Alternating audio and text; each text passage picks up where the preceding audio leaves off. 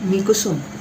चला जाऊ या कवितेच्या गावा या कार्यक्रमात आपणा सर्वांचं सहर्ष स्वागत करीत आहे. मागच्या वेळेला मी अभिलाषा शीर्षक असलेली स्वर्गीय प्राध्यापक यशवंत पाटील यांची कविता, जी हिंदी कविता होती, ती आपल्यासमोर सादर केली होती. आजही मी आपल्यासमोर एक हिंदीच कविता या ठिकाणी सादर करणार आहे आणि त्याचं कारणही मी आपल्याला सांगितलं होतं की माझी मराठी मायबोली आणि माझी हिंदी राष्ट्रभाषा, जी माझ्या सासरची भाषा आहे, या दोघींचा रस्वा फुगवा मला काढायचा होता आणि म्हणून मी आपल्यासमोर हिंदी कविता या ठिकाणी प्रस्तुत केली होती. तो मेरे प्यारे दोस्तों, मेरे रसिक श्रोता हो, आप सबको ये पता ही होगा कि 25 दिसंबर आने वाला है. ईसा मसीह का ये जन्मदिन है. जब मरियम ईश्वरीय प्रभाव से गर्भवती हुई, तब ईसा मसीह का जन्म हुआ. उनका विवाह यूसुफ जी से हुआ और आकाशवाणी हुई कि ये संतान, ईश्वरीय संतान, साक्षात ईश्वर, जन कल्याण और समाज कल्याण के लिए धरती पर आ रहे हैं.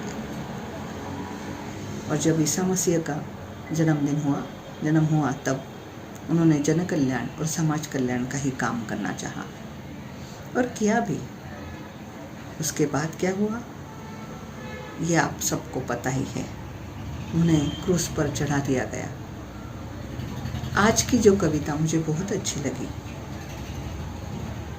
वो कविता इसी आशय से भरी हुई है और इस कविता का शीर्षक है क्रूस आभार प्रदर्शन. कवि है स्वर्गीय प्राध्यापक यशवंत पाटिल.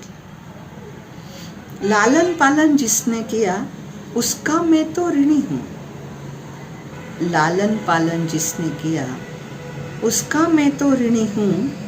किए हैं मुझ पर उपकार जिन्होंने, उनका मैं आभारी हूँ. जिन लोगों ने राह दिखाई, स्वयं ही जलकर उपकृत हूँ. त्याग तपस्या दे नहीं उनकी, मैं खुशियों में डूबा हूँ. समझ रहे हैं मुझे महात्मा, शुक्रगुजार ही स्वयं आज हूँ.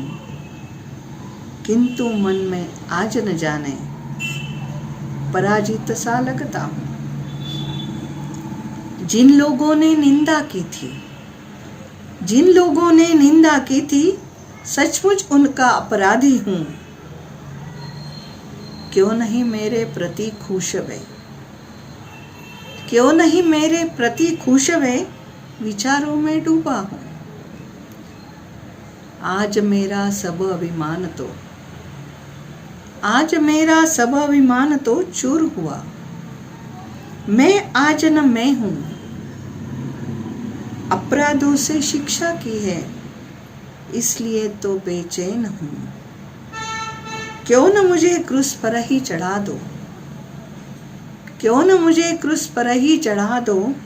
यही आज मैं सोच रहा हूँ. कविता का आशय आपके समझ में आ गया होगा. कवि को दुख है इस बात का कि अच्छे विचार, अच्छा इंसान, जिसका हृदय मानवता से भरा पड़ा है, जो समाज कल्याण का काम करना चाहता है, करता है, उसके साथ हमेशा बुरा होता है. बहुत देर के बाद